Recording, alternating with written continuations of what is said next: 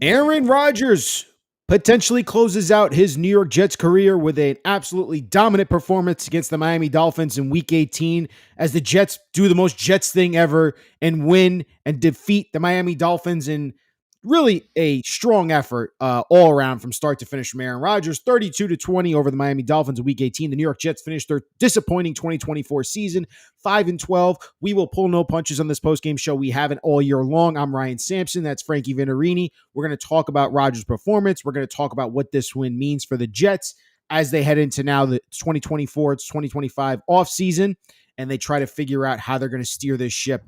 But before I get to any of that, I'll start off with Frankie. Happy New Year. The Jets 5-12 to finish off this season. How you doing, bud? Ryan, Happy New Year. Listen, the New York Jets, they looked phenomenal today, man. I mean, that's a team we've been waiting for, isn't it? Right. Run it back, or are we going to go there today? Well, I think that's probably like the biggest question a lot of people are going to be asking, right? So we'll start. Unfortunately. Right. And we're going to start right there, right? Rodgers today deals just like we thought he would. 274 yards passing, 23 of 36, 4 touchdowns, 1 interception. Started really ugly. The game started really ugly, but credit to Rodgers, settled down, got the ball to his boy Devontae Adams a ton, peppered him with 12 targets today, 6 catches, 88 yards and a touchdown. Garrett Wilson, only 5 targets, 4 catches, 51 yards. Alan Lazard, 3 catches, 71 yards and a touchdown. So Rodgers went to his boys, but the guy who catches Aaron Rodgers' 500th career passing touchdown turned out to be Tyler Conklin. So Rodgers ends up going out with his Jets career. I'm going to probably say it right now. Aaron Rodgers will not be a New York Jet after this. Probably his last game, but he finishes it in classic Aaron Rodgers fashion, in absolute dominant performance, 4 touchdown passes. Frankie, that's the question a lot of fans are going to be asking right now is, do you bring number 8 back next year? I got to be honest with you. None of this improves my opinion on him. I'm over the Rodgers era, and I think the Jets need to move on from him. Yeah. I mean, I was just joking when I said that. It's been over. We've had this discussion now how many weeks? We've been talking about this on post games from October, when we were literally out of the playoff hump before even Halloween. So let's put this all into perspective. Aaron Rodgers did not do the job he was supposed to do this year. You can blame the coaching. You can blame the players. You can blame anybody. But the biggest onus of this team failing this year comes on number 8, the leader, the person who came here to give us Super Bowl aspirations. The Jets finished the year 5-12. It's not good enough. It just isn't. Today, Miami was lifeless. I know we're going to get into that. They were lifeless. They didn't even look like they even wanted to win this game today, or they were even trying. Aaron Rodgers lit them up in the second half. Yeah. Did what we know Aaron Rodgers can do. Now, finishing his career.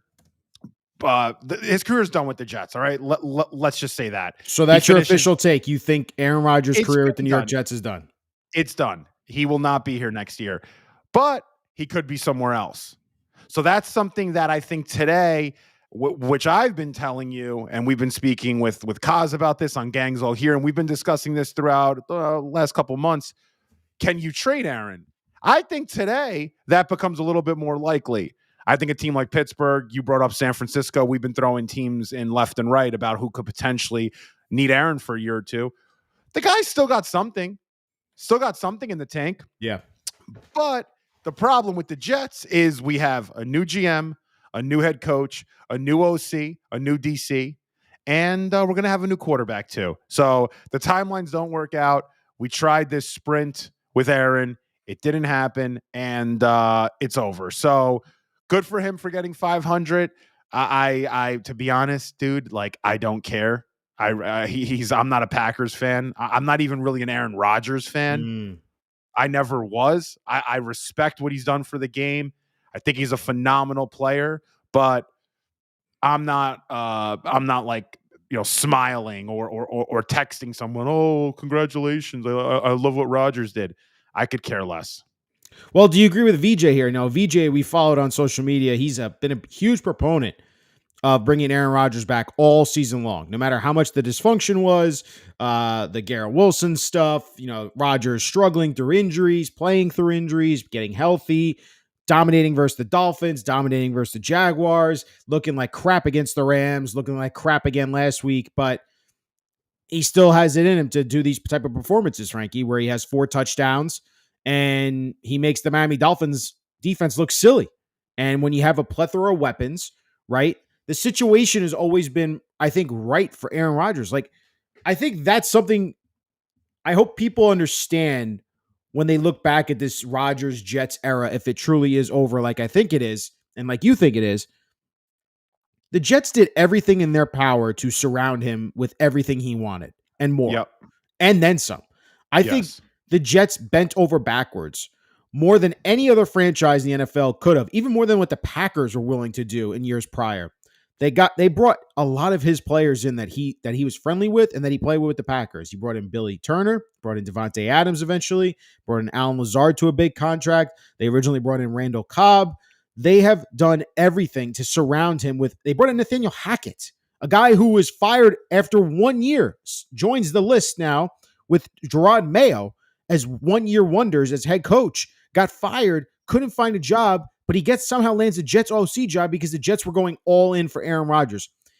2023 was really the year that was missed out because that was the year this Jets team was loaded, ready to go, and unfortunately, we only got robbed with 4 plays, and he tears his Achilles. And now we go into 2024, he got hurt. He just didn't look good, and they could not close out these games early. The owner clearly was done with this coaching staff and the head coach and was sick of the GM and forced him to make a lot of moves that he didn't want to make. But he still went all in. Like everything they did went all in this offseason. Hassan Reddick trade, like everything they did was all built. I mean, they signed Tyron Smith. They signed Mike Williams. They brought in every single piece they could. They drafted 2 running backs in the draft this year. They had Breece Hall. They had Garrett Wilson. They have Tyler Conklin. They drafted a wide receiver. They drafted another offensive tackle as depth who actually looked good. They did everything to surround Aaron Rodgers with a solid offensive line, good weapons on the outside to great weapons on the outside, and a steady stable of running backs. And they brought in his really maligned offensive coordinator, this guy who probably shouldn't be in the NFL, doesn't belong to be on the sideline. He spent the last, I don't know how many weeks, Frankie, 14 weeks of the season sitting up in the booth with a headset not even plugged in. So they did everything to surround Aaron and give him success. 2023 was a miss with the injury, and 2024 turned out to be an absolute utter disaster.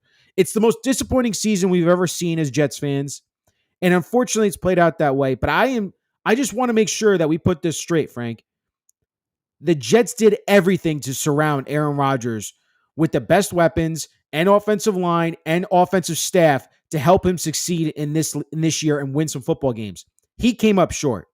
He did. And do you know what else?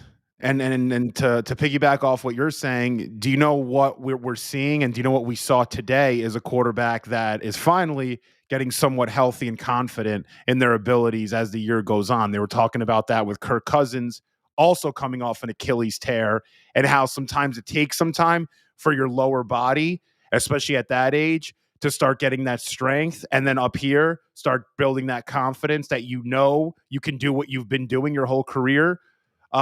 We saw that today. I mean, Rodgers has arguably been playing his best football, I would say, in the last 3 or 4 weeks. He's starting to look a little bit like Aaron.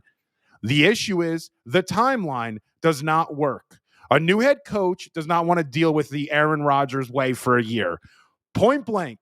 That's it. And if they do, I question their judgment, honestly. If you're the only coach I'll give a pass to as to saying, oh, bring in Aaron for a year and we'll figure things out after that, is Mike Vrabel. If Mike Vrabel feels like, and he's not going to come here, but if he were to come here, and that's my opinion, by the way, he could come here, but I don't think he's going to come here. Mike Vrabel, I could see him come here and say, hey, let's keep Aaron around for another year. And he's not an offensive guy. They don't have a quarterback on the roster. Then that would make sense. It doesn't really make sense with anybody else who's available. And now with Gerard Mayo gone, it looks like that's a pairing that's bound to happen with Vrabel back in New England. But back to Aaron, the timeline doesn't work. It doesn't work here, and it could work somewhere else. I think Pittsburgh, for example, I keep bringing them up. Russ is off the roster. So is Justin Fields. Their contracts are up. They didn't pay them much of anything. They have no money due to quarterbacks. Tomlin likes Aaron. They have a team that has pieces. They're always winning 9-10 games. Maybe Aaron's the quarterback they need to make one last run. But Aaron here, it's been over. Today he could have threw for 700 yards and 7 touchdowns and run for 200 yards. And I still wouldn't want him back. He does not fit the timeline. He doesn't. I do want to hit you up, Frankie. They're in a rebuild. No, I know. And we're going to discuss this as this is going on post-game because, again, the game just ended about 20, 25, 30 minutes ago. Rodgers told Pam Oliver after the game that he doesn't want to hold anybody up. He will have conversations with the Jets higher-ups tomorrow to see what they're thinking and then go home to Cali to think about his future. I think the writing's on the wall. He knows and he wants to know right away, am I going to be a part of this team's future next year? What are you guys thinking? Because I know fans are saying in the chat, like they're saying, let the new GM and the new head coach figure out if they want to keep Aaron Rodgers, not Woody Johnson. I think Woody's looking at this with a clear eye, like you said, Frankie. Reset it all. We need to find a new quarterback. We cannot go into this with keeping Aaron on the hook and weeks of interviews and not knowing, is this coach going to be paired with me or is that GM going to like me? And I have to go through those process with. I think it's best for all. He'll have that conversation tomorrow. Again, he just told Pam Oliver he's going to talk to the higher ups tomorrow, which means he's probably going to talk to Woody Johnson. He's going to talk to Christopher Johnson. He's going to talk to Jaime, all three of the contingency, and just be like, listen, guys, I need to know as I'm evaluating my future and if I want to keep playing football, I need to know, are the Jets actually an option for me? Because I truly do think he'd want to come back next year just because he knows that there's weapons on this team. But I don't think the Jets want any part of Aaron Rodgers anymore. That's the truth. I agree with you. Yeah. I think if it were up to him, but I also think if a few things were different the last couple of weeks and some of these reports that have come out, I think that would be more likely that the team wouldn't be the ones to say, hey, we don't care what you think. We're done with you. But I agree with you. I don't think it's on Aaron if he were to not come back next year. I think it's completely on the team. It's on Woody Johnson that they just don't want him back. And I agree with them. I agree with their logic. This thing didn't work. It didn't work because of 23. Like you were saying, the Achilles changed everything, especially for a 40-year-old. An Achilles for someone in their mid-20s, early 30s, okay. You can recover, especially today with sports medicine. 40-year-old, it's different. You saw it with Kirk Cousins. You see it with Aaron. It's not the same. And he, to his credit, played the whole year. I mean, he's been healthy the whole year. Who would have thought Aaron Rodgers would have finished the year with 28 touchdowns, almost 3,900 yards, both ranking third in all-time Jets single-season history records, third. And we won 5 games. Who would have thought that? If you told any Jet fan, Aaron's going to have almost 4,000 yards, 28 touchdowns. 30 touchdowns, 4,000 yards makes sense, but he didn't even reach either of those marks, though. That's at a least good point. For me. Yeah. You know what I mean? Like, for me, yeah. But that's a lot still. I mean, I know, but Frankie, for me, for us as Jets, as history, yes. It's been unmitigated disaster. But to make of what we thought about this Jets team heading into the season, we all thought 30 touchdowns, 4,000 passing yards should have been a cakewalk for Aaron Rodgers. That's nothing for him. And again, I think everyone needs to take a step back starting tomorrow because you're going to see a lot tomorrow, right? Rodgers is already telling you, which I think is another thing that Woody Johnson probably doesn't like, how blatantly honest he is to the media. Like, I'm going to have a conversation with Woody and Christopher tomorrow and Jaime to see what my future is. I'm sure Woody would prefer to keep that down on the down low before tomorrow, but you're going to see stuff come out tomorrow. You're going to see reports come out tomorrow. You're going to see exclusive details behind the scenes that come out tomorrow. I'm telling you, tomorrow, Black Monday, will be a crazy storm of news and information coming out of this Jets team and Jets franchise. But everyone needs to take a step back, including Frankie and me. And when we look at this season as a whole, from a bird's eye view, you can't say anything else but that Aaron was a major disappointment as a New York Jet. The injury was really bad luck. But this year, I think he was subpar for most of the year. He played and battled through injuries. But when he needed to get the job done, he never did. And he never came through. I think of that Buffalo game. I think about the Minnesota Vikings game at the end. I think about the Steelers coming out of halftime. I think about these key critical games, Frankie, where Rodgers had plenty of opportunities. The New England game, He had opportunities to go down the field and win these football games, and he never came through. And that's not the quarterback we were promised. The stats say it. The play on the field says it. The film doesn't lie. We've seen tons of these plays happen.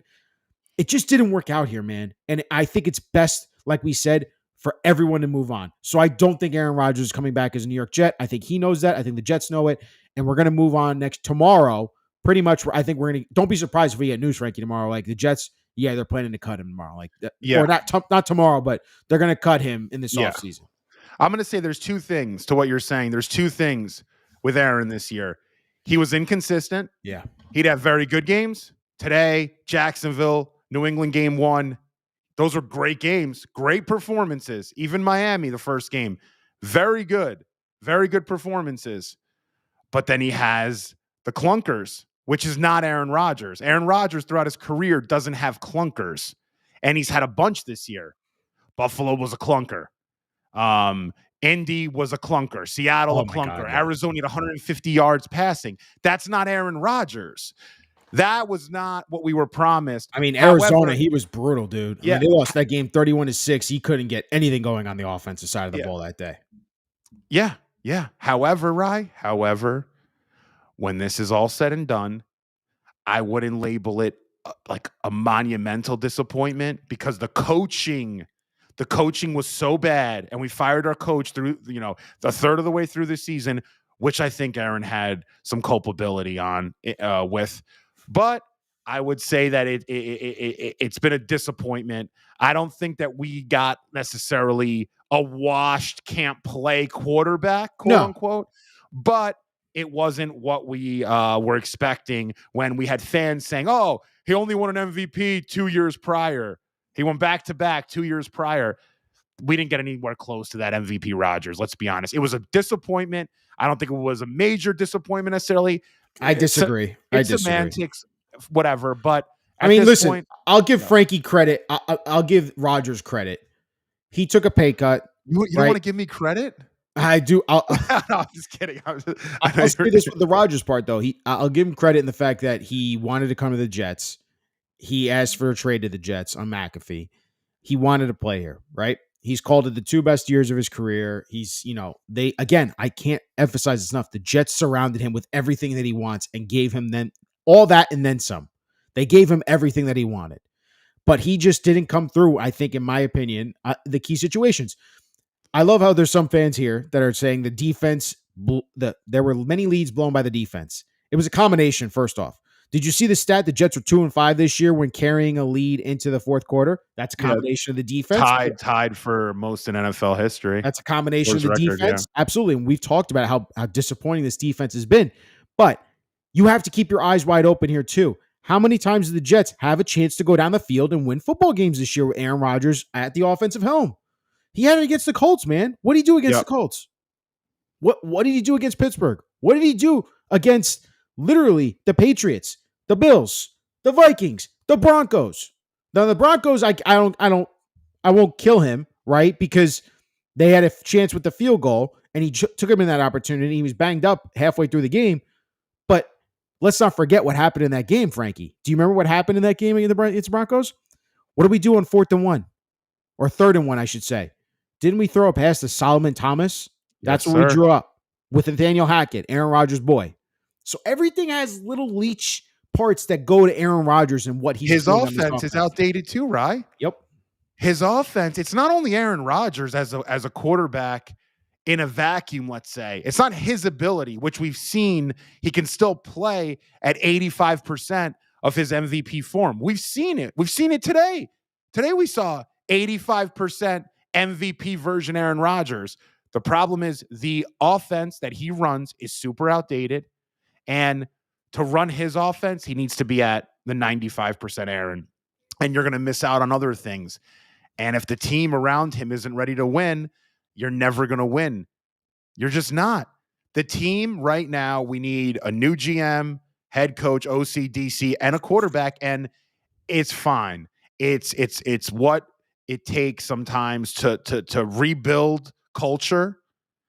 It requires something like this. And this is good because you're going to get new leaders New people at the helm everywhere, on the field and off the field. There's no hiding right now. Everything is out there. The league is laughing at us. Other fans think we're the biggest joke in sports. We have the longest playoff drought in sports. But things can change when you're going to get all these new people in charge and new players and a new quarterback. I will say this on the quarterback stuff, Rye. Yeah. I am not going to even knock on the door to any of these bridge people and these bridge guys. I'm not going to go quarterback options. I am not even, I don't care. I am not looking at bridge options. If you want to take a flyer on like a field or something, I get it. Although it's not my first choice, but I'm not going to a Kirk Cousins. I'm not looking at that because where is this team going to be winning another 8 games next year or 9 games tops? We need to set ourselves up where our ceiling is AFC Championship in 3 years. Yeah, no, I hear you, man. I think that's what that adds to the disappointment, though, for me so much with the Rodgers era is that since this team, and I know we've gone back and forth about the talent, right? Like how talented this team was. But you ask Kaz, you ask any of the one in the media, every one of these media members, every national pundit said this team has a top 5, top 10 talented roster. But Rodgers, his offense, I think what you're hitting on here is key. It was old and outdated, and it didn't work for us and the pieces that we had around him. And that's what's crazy because the Jets decided to go all in and say, yeah, I need that piece. Yeah, I need Garrett Wilson. Yeah, I'll take Breece Hall. Yeah, I'll use Braylon Allen and Isaiah Davis. These guys are great. Yeah, I'll use Tyler Conklin. We never throw to the tight end. I'll use Devontae Adams. But it's so inconsistent. Yes. And it's just the Jets were 32nd in running the ball in the red zone. It makes zero sense what they were trying to do and what Rodgers was trying to do in the modern day NFL. What was he doing today in the red zone? I know. He's throwing the ball all over the place, man. Yeah, he was throwing it he wanted to go out of his way. Sorry to cut you off there. No. He wanted to go out of his way to target his buddy, Devontae Adams. He didn't look Garrett Wilson's way. Don't you want Garrett Wilson to end the season on a high note? I would have loved for him to have Devontae's numbers today. Could not have ignored him more today. 88 yards and a touchdown.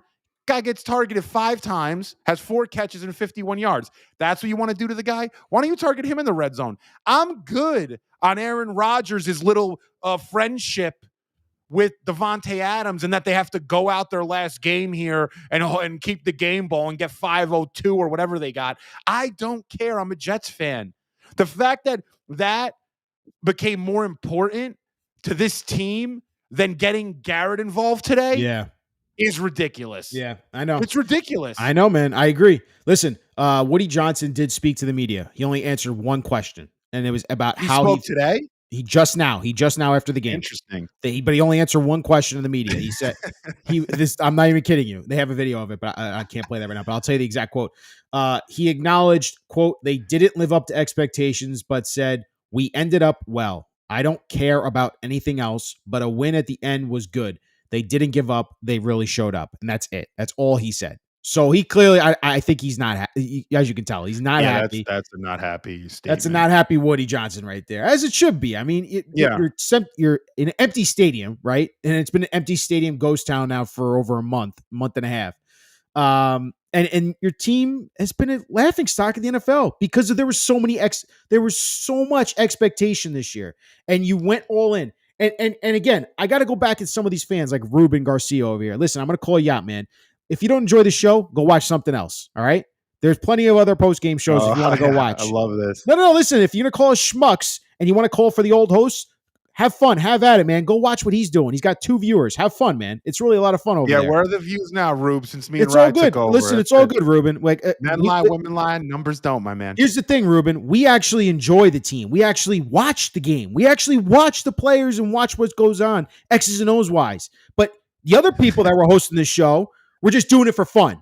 They were just this is just another podcast for them, if I'm being honest with you, man. But go enjoy it. Seriously, go enjoy their show, not ours. All right? But I got to say this, though, Frankie. I'm not disagreeing with him on what the point he brought up about the defense. We've talked about it. This defense was a massive disappointment as well. The whole team has been a disappointment from start to finish. This is why I kind of have to go back to you when you say it's a disappointing season, but a catastrophic disappointing season. It's been a catastrophic disappointing season, man. They went all in. That was the definition of going all in this year, and they fell right on their face.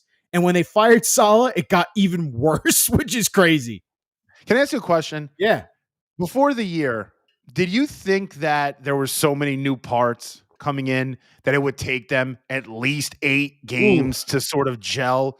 Like, I felt like sometimes consistency, being there with the same person next to you on a year in and year out basis, having the same staff really matters. Look at Buffalo. That's a perfect example. They got rid of a bunch of players, talented players like Stephon Diggs, and they just continue to Yeah, get a little Jordan Poyer, better. Micah Hyde, they got rid of them pretty much their entire Yeah. secondary. I felt like this year, I put it before the season at like a 2-year thing. So I guess I'm a little bit contradicting myself, but I don't see anything on the roster right now, especially without a GM or a head coach, that would make sense for that timeline. Last year, I was fine with, or before the season, I was okay with Saleh or not. I was leaning towards not. You know this, Right. but keeping everything else intact and maybe going for year 2, assuming these players though were getting better, were progressing. Brees didn't get better this year. No, Garrett Wilson didn't get better. Sauce didn't get better, and Quinnen Williams didn't get better. So you're starting to see a roster that, as talented as maybe we thought they were, they didn't take that next step.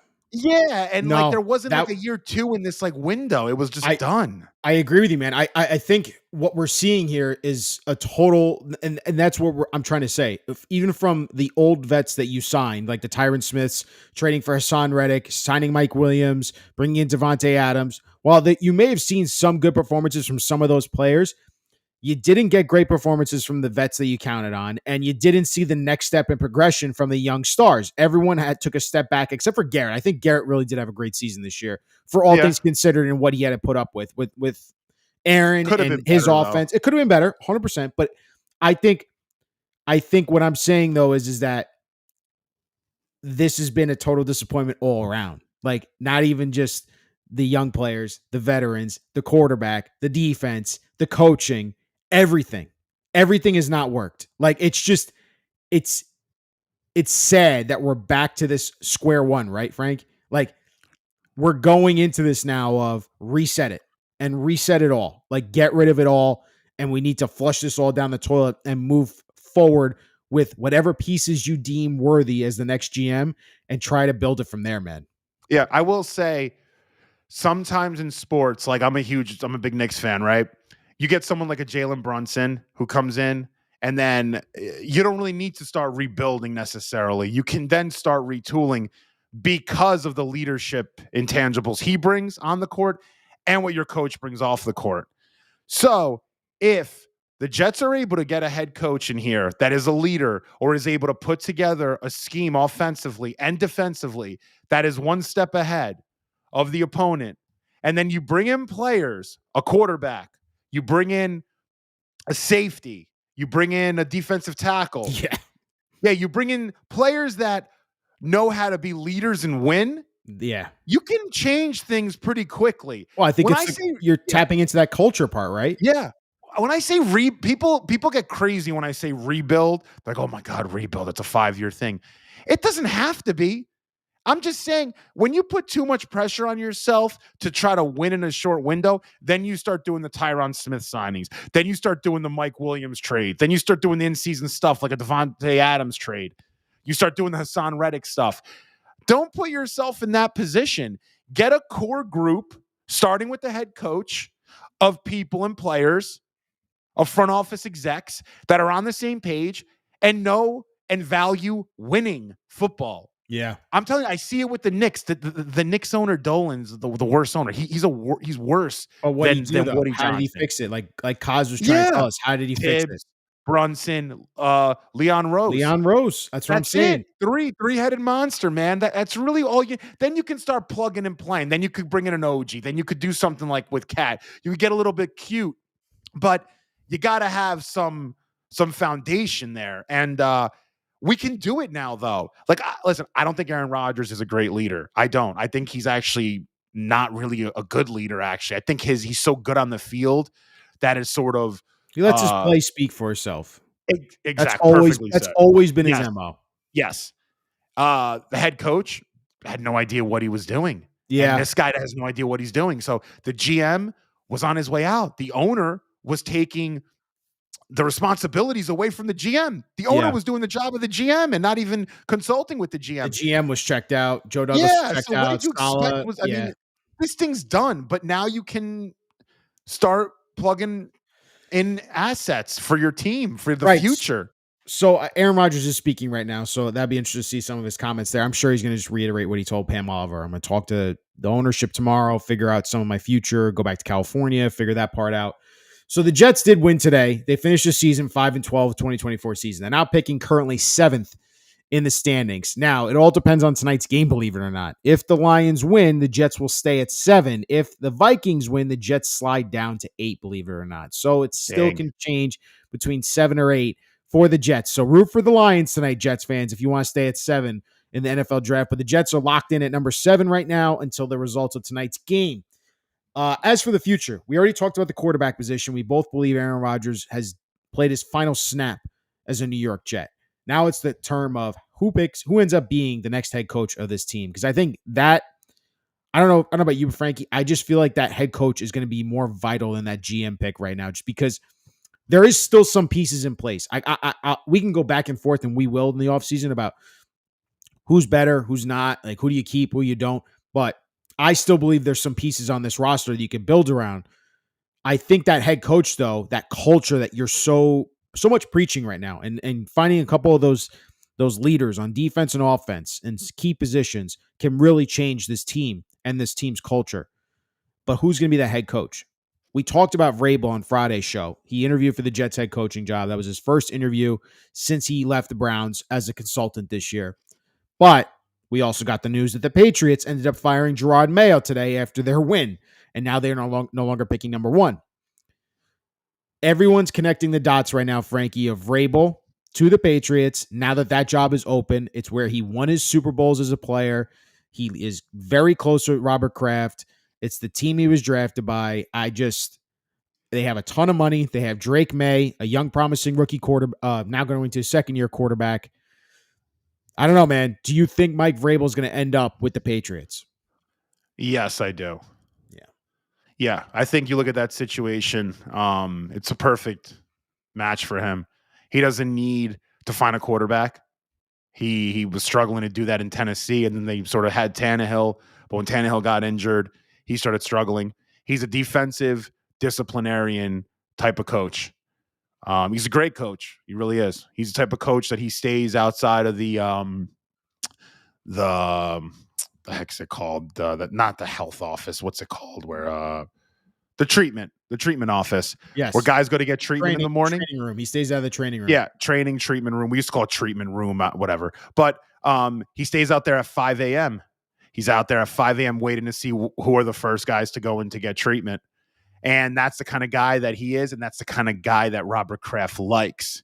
So I think if you look at how Mike Vrabel is, he's very Belichickian in many ways. He very much so is. So I think that's just a match that's bound to happen.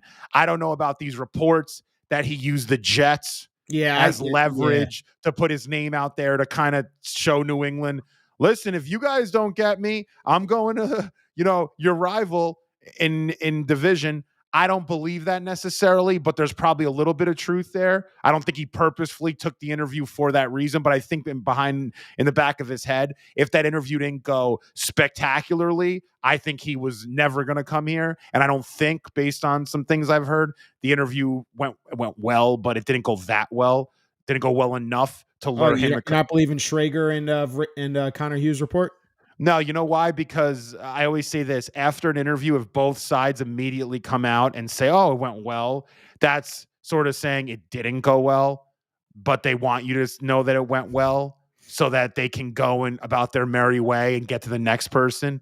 Like literally, that's a little outside the box stuff, but I remember a few situations where in the past, both sides go, oh, the interview went well. And then you find out a year later that it was like catastrophic. Like they hated each other and like somebody left early. Regardless, I think if it's not New England, it's Vegas. And again, that New England connection. You got New England, and then you have Brady in Vegas. So at this point, yeah. Listen, I think we have to forget about Vrabel here. That's I know a shame because Armand. that's By my the way, number shout one. out. Yeah, Armand, that's pretty funny. Is that true? Armand's an OG. He's the opposite of Ruben. He's the Nah, best I know. person. It's Ruben. You I don't even gotta think chill. Does Mike Vrabel have a Twitter? Yeah, he does. I don't know. They say that he changed it yesterday, Yeah, he not did. today. Him and Brewski. So I mean, like, all right. So people think he changed it as in like he spoke with Robert Kraft? I mean, And I mean, it could be. What do I don't know? know, But man. I just, damn, it's just such a Jets thing today of all days to have the worst season ever in franchise history, the most disappointing season ever. You go out and you win this game to ruin your draft position. You're most likely going to release and cut your Hall of Fame quarterback. And then the very guy that you probably need the most to change your culture on this roster and on this team and franchise, and Mike Vrabel, is going to go now probably get hired by the Patriots, who have a young franchise quarterback, have $130 million in cap space, have an owner that stays out of the way for the most part. Not recently, though. And now we have to see this. And we get to go into next season with no quarterback, no future, and probably a lame duck head coach they're going to hire. That's my opinion on it. Armand brought up a good comment here. So from Rosenblatt, I saw Rodgers on his future. Yeah, I know I can still play some of what you were saying that he said earlier, but ultimately it comes down to desire on their side, like we said before, and desire on my end though too. Yeah, that's the other thing. He always does that. He always. Do you think this is another situation that's not getting talked about enough? He might not play next year, and then pull a Brett Favre if a team needs him the following year or midseason. I'm just saying. And it's not something that he's going to plan, I think. I just think he might say, I'm done. I had my 500th touchdown. This thing didn't work out. I have all the money in the world. I'm out of here. And then maybe at some point he'll get bored next year and say, maybe I'll come back in season or after the season to another team. That's a possibility. Now, the age is starting to catch up with him, but quarterbacks now, they could play till they're 44, even 45, a la Tom Brady. Yeah, but you can't count on Rodgers to stay healthy all year. We've talked about this, right? Yeah, like but he was healthy this year, though. I don't think he could do it again. I mean, he played all games, but like he said it. Yeah, I mean, he was banged up, but like I'm saying, like he managed to start every game. I mean, good for him. I'm surprised. Don't you? Yeah. Huh? Don't you think he had to play every game? Like, I think he was like saying to himself, like, I need to prove that I can. He could have sat out a few games for sure. Definitely. I think we'll find out today. I mean, like throughout the course of the season, right? The last game of the season, I mean, he was moving around a little bit. Right. I mean, he looked pretty good. This is where all fool's gold is played at the last month and a half of the season. Because again, you're playing a lot of teams that have given up already and aren't good. The Dolphins stink. Like let's be real. The Dolphins defense is trash. Jalen Ramsey is they're terrible. Awful. They weren't even trying today. That was like a Dolphins over game. there with Mike McDaniel. I wouldn't be surprised if they try to fire that head coach over there because that guy's a lame duck, in my opinion. Ever since Tua goes down, he cannot play. He can't win games with the backup quarterback, and they can't win in the cold weather. If it's below 40 degrees, they don't have a chance of winning a game. They're very soft. So I don't think he has the respect in the locker room. Oh, and mind you, their number one player, Tyreek Hill, right now post-game, said, quote, there's a lot of things I need to reassess about my career. If that's here or wherever that case may be, I'm out, bro. Tyreek's storyline right there. Yeah. Tyreek's done. He's not going to be he's going to be requesting a trade out of the Miami Dolphins. See you, Tyreek. Let me ask you a question. Go ahead. If Mike McDaniel's gone, let's just say, and it could be, and as you're saying, in the next 24 hours, there's going to be a lot of news. New England didn't wait, though. New England made a statement. You're out, dude. We didn't even wait till Black Monday. But Mike McDaniel, he's available as an OC. He wants to give it back to Miami. He wants to come and be the OC here in New York. Would you consider that? I know it's a little bit of a weird question. Yeah. But not as a head coach, obviously, as an offensive coordinator. Like if you were to bring in here, let's see, if you were to bring in, who's a head coach that would work? I mean, like, I mean, I was going to say Vrabel, but I don't think Vrabel's going to. He Vrabel and ain't coming here McDaniel would be anymore. great, but Vrabel's not going to come here. He ain't I'm coming here not going to anymore, go man. Aaron Glenn and McDaniel. I'm not an Aaron Glenn person. I mean, I would Flores take and McDaniel listen, I would take him as an OC because I think he could probably work as an OC, but I just don't think he's a head coach. I don't think he's cut out for it. I don't think he can lead. I don't think he's a leader of men like Mike Vrabel is. Like I don't think he commands the respect of the players in the locker room. It's just they've always come out soft in cold weather games. That's like I know. unexcusable. And you're on the East Coast. You're going to be playing New England, Buffalo, and the Jets in New York in the winter months. Like you have to be better than that. And I just think I've seen a Miami Dolphins team now for a couple of years. It's like I'm wildly unimpressed, especially when backup quarterback goes in and your backup quarterback looks like he's never thrown a football before. It just is bad football, man. But that's Let's get besides the the all point. Metro coaching staff: Cliff Kingsbury and Mike McDaniel. Hey, there could be. You know what? I'll tell you right now. Huh? Have they ever worked together before? I believe so. A long time. Actually, no, they haven't. They haven't. No. Do you know what's an interesting thing I'm seeing though? Go ahead. No, the Broncos are going to the postseason this year, having over $90 million in dead money on their salary this year. That's what a head coach and a quarterback can do for you. Shout outs to them. Shout outs to Sean Payton, who a few years ago people said was one of the worst like coaches in football, that he has to retire.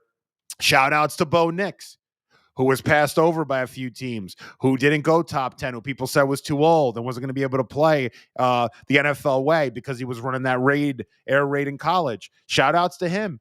It seems like they're doing just fine. This salary cap stuff is all hoopla. It's all, for the most part, it's all BS if you have a head coach and a quarterback.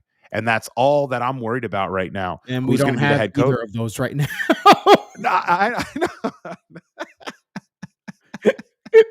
We don't have either of those. I know, we don't have really a head coach, and we don't have. I just thought a we quarterback. did for a second. I was like dreaming. I took a nice nap before. By this the is way, like I love this for Andrew. This is like being a great baseball team in September, but finishing 72-90. That's exactly what this season's been, man.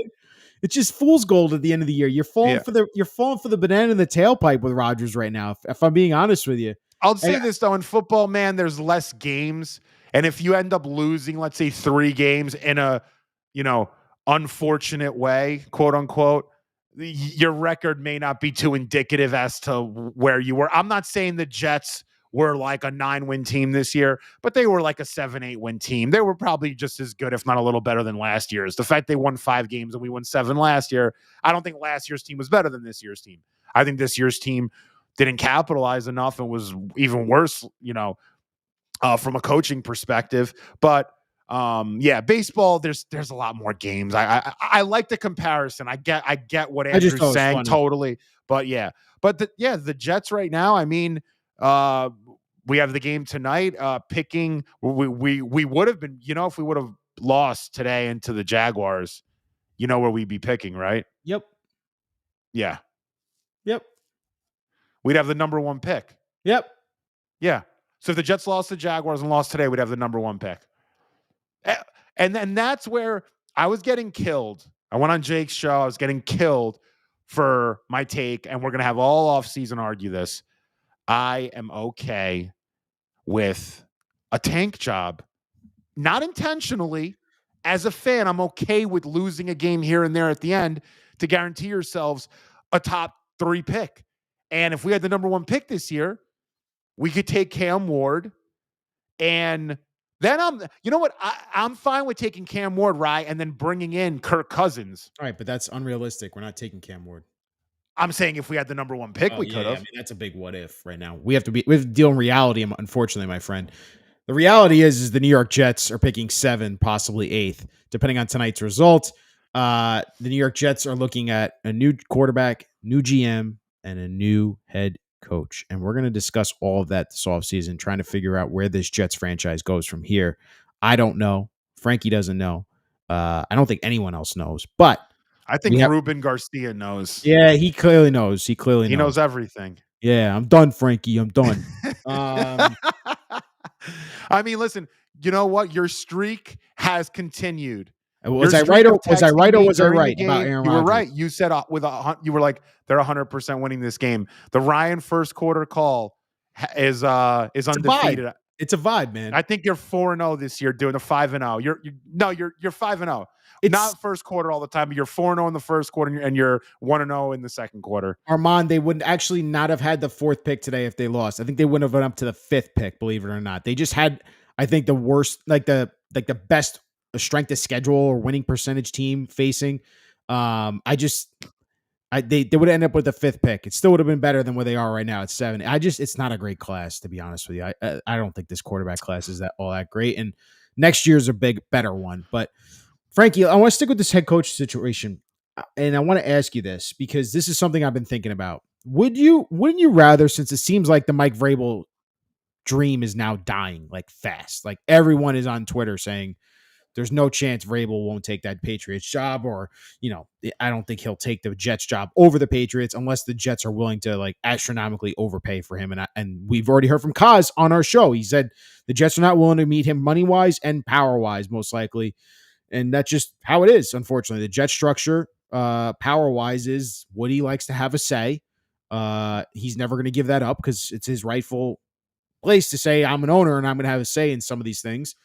I think Jaime Eli is very, very well involved in what the Jets decision makers are doing. And it's just I think it's going to be a tough sell to Mike Vrabel to bring him in here. And if he's going to take his homecoming job with the Patriots, it makes all the sense in the world. Makes all the sense. But the other candidates are going to be out there. They're going to start interviewing guys this week. Tonight's game that's going on right now between the Lions and Vikings, there's some coordinators on there that the Jets are assuredly are going to interview on both sides. I don't think they're going to get Ben Johnson because I don't think Ben Johnson is going to want to deal with this ownership group. Like, I saw the reports that he is more interested in jobs where a GM opening is there because then he can have a say in that as well, which is wild to me that a first-time head coach in Ben Johnson would be demanding a say in who the GM is. It's like, dude, you haven't even coached in the NFL. Like, relax yourself. But I don't think Ben Johnson's a realistic possibility. I think Aaron Glenn is really real.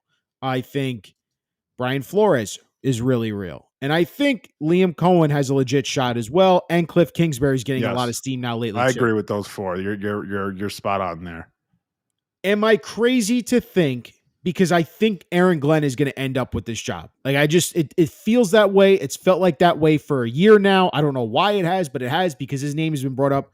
Hot head coach candidate. He's really well respected in that Lions locker room. They think he's a leader of men, and they think that he actually be better as a head coach than defensive coordinator. And he take the job in a second to come here and coach. 100%. It would be a homecoming job for him, just like Vrabel would be for the Patriots. My problem with Aaron Glenn is his defense is not that great. This defense of the Lions, meanwhile, they've dealt with a ton of injuries. They just have not impressed me as a defensive unit, and I'd be interested to see how they perform in the playoffs. I'd rather go for the hot offensive coordinator. It's Liam Cohen or Cliff Kingsbury. You could sell me on Cliff Kingsbury. And the reason you could sell me on Cliff Kingsbury is I think you could do your thing that you just talked about, Frankie. It's a quiet tank. You sign a bridge. It could be a Kirk Cousins or a Tyrod Taylor. I don't think you're going to win many games next year either way. If you do, great. I think it's a loaded quarterback class anyway, and I think there's going to be a litany of first-round picks in the quarterback class next year.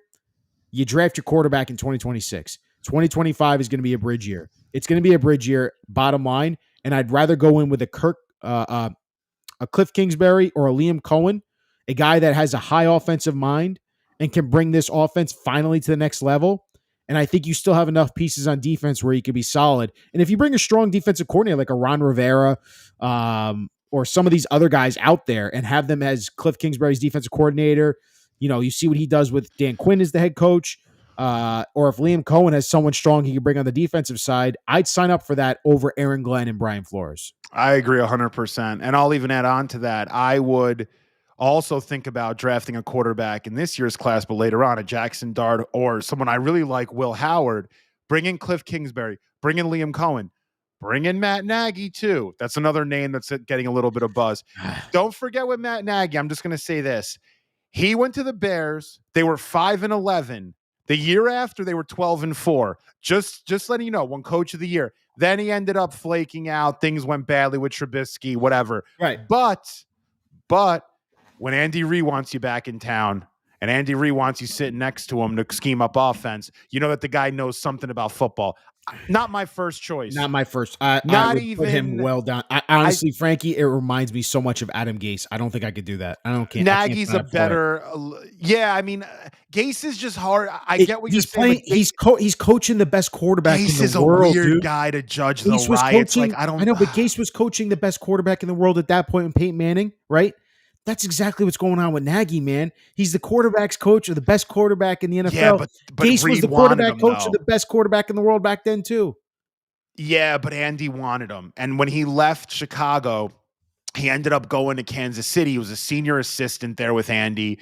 And after a year, he's their OC for 2 years now. Are you trying to ruin my Sunday even further by telling me Matt Nagy's a realistic chance to get this job? I'm just going down the list of OCs that could be head coaches.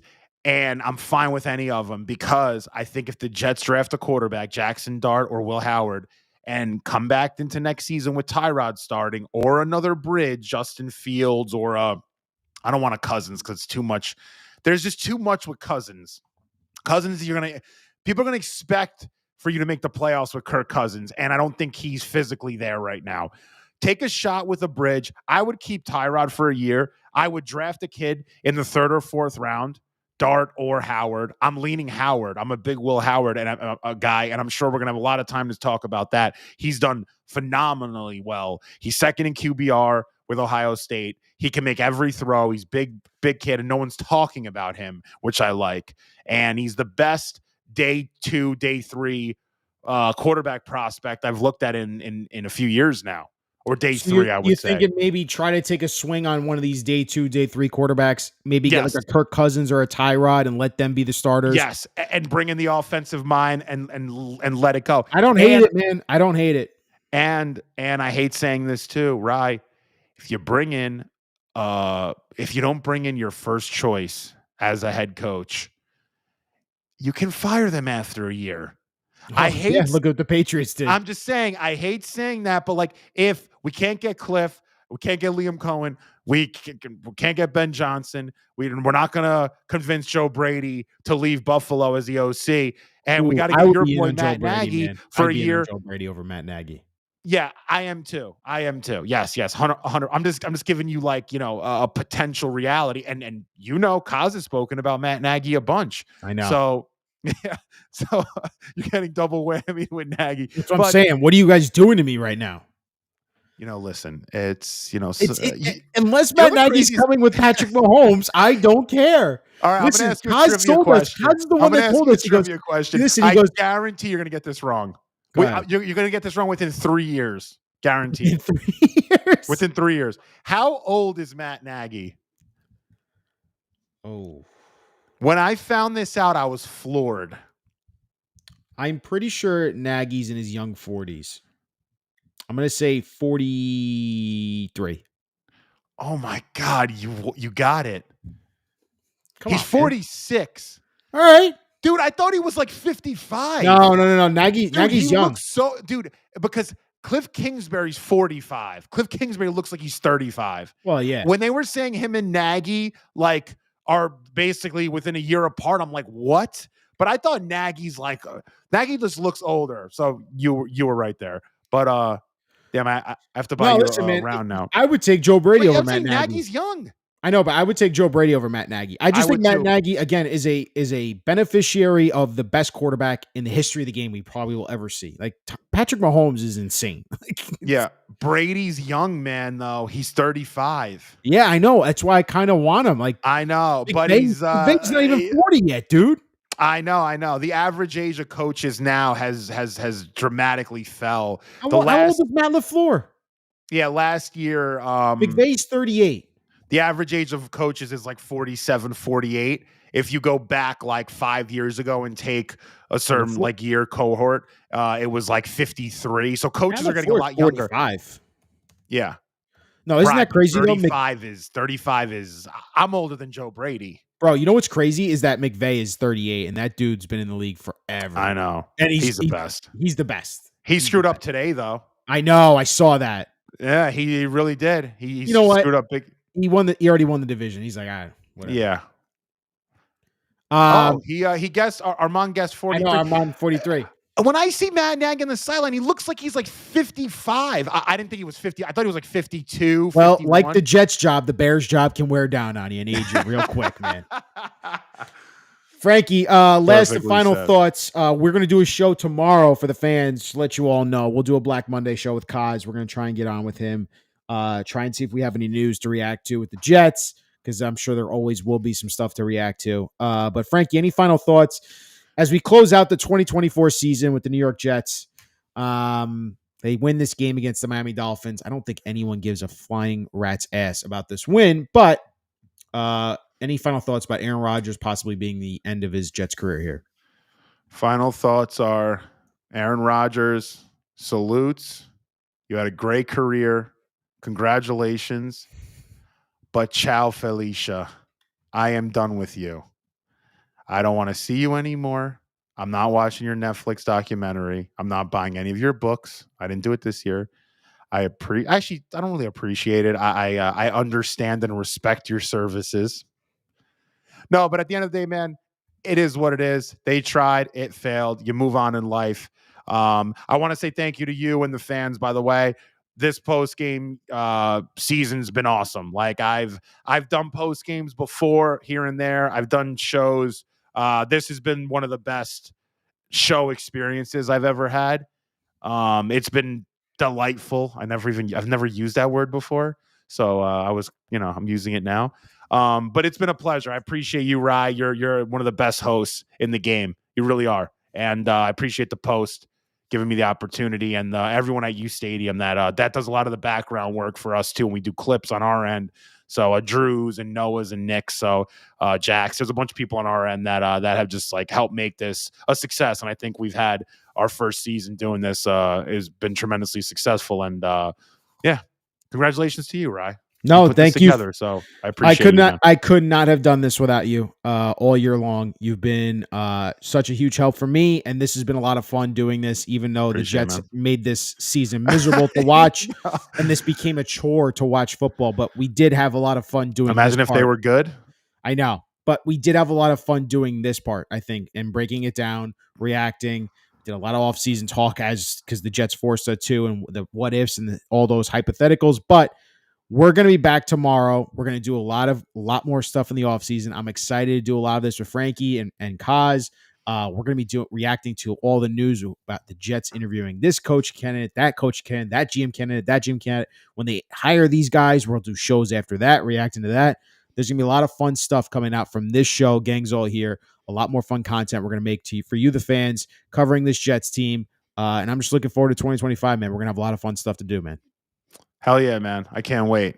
And look, one of our we thought he was a hater, this guy Ruben. He said Happy New Year. Happy New Year to you too. Happy New Year to you, Ruben. Thank you. You know what? The hate people that hate, it's okay. No one's going to agree with us. Gives us fire. It's always good on my end. But I appreciate people in the chat, Andrew, Armand, Stanley. You guys have all been gals too. You've been great the whole year. Phenomenal all year. I'm sad this is ending, man. It's not over. We're coming back tomorrow. Relax. Yeah, but I'm not this. I'm saying the post. I like the post game stuff. I like having a game to discuss, or else, you know me. I could start talking about what a coach ate for breakfast and whether or not I agree with that or not. But Frankie, you're the man. We appreciate you, and we'll be talking to you soon. The Jets finished their season with a win. Aaron Rodgers. The era is most likely over. This is all we can do is just laugh as this season finally comes to an end, and now we get to play the real season for the Jets, and that's the off season, and we get to win the off season. You know what Nick said about the Jets? He goes, "They're the Kansas City Chiefs when it comes to meaningless." There is one thing that you can be 100% guaranteed: the New York Jets are going to win the off season. Frankie.